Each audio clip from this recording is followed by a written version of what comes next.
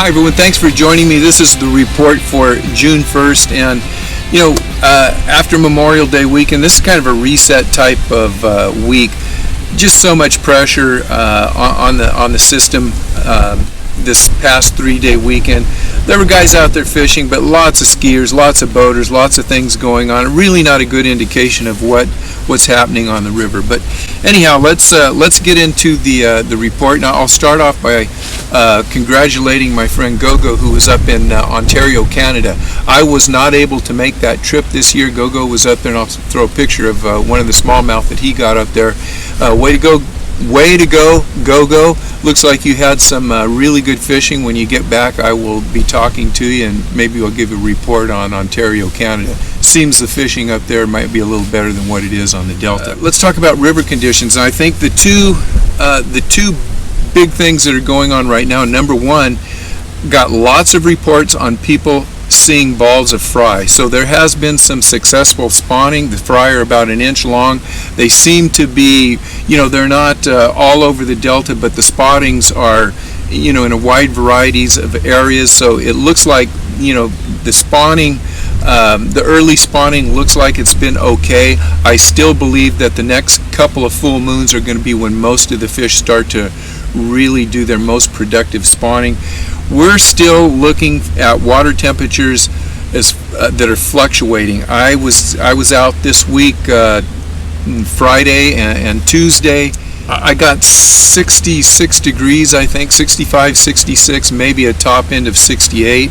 A lot of the temperatures that people have been reporting throughout the Delta are still under 70 degrees, and what we're going to need is some consistent warm weather to bring that temperature up to 70, 75 degrees and hold it there, and then I think that is going to kick in the fishing, the largemouth bass fishing. With that, let's talk about stripers, and this is going to be real short because I didn't get a whole lot of striper reports. What I can tell you is that there are still a ton of fish in the bay. They're doing excellent throughout the Carquinez Straits, Grizzly Island. Down that area, there's just a lot of fish. There's a lot of fish, big fish up around Calusa, and we know that there's a lot of fish in the system here in the Sacramento and the San Joaquin part of the Delta. Probably not a lot of people out fishing for them last week, and that's why we didn't get a lot of reports. So the fish are in the system, and they're going to continue to move into the system. So when you guys go out and catch those stripers, let me know how you're doing, and I'll give you guys a report when my reports come in. Let's get to the largemouth bass.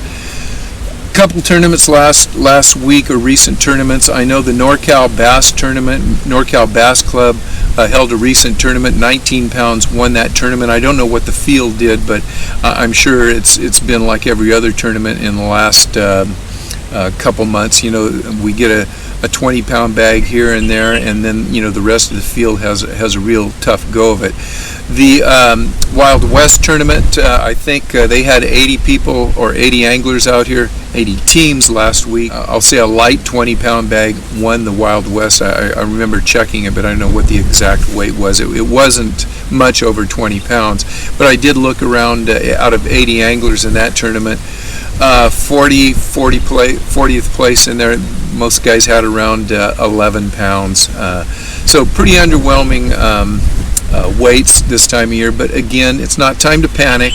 The fish are healthy. The river is in good condition. We've seen some spawning going on, and I think there's going to be more productive spawning as these next two moon phases come in. So what are people doing to catch fish? Well, this week the name of the game has been drop shotting, and it's drop shotting around the bases of tules.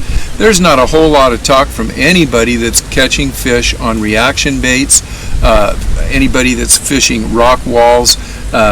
It's all around tules. So I mean, that's what you got to do if you're going out this week. Stay close to tules. Worms, reaction baits have just not been happening.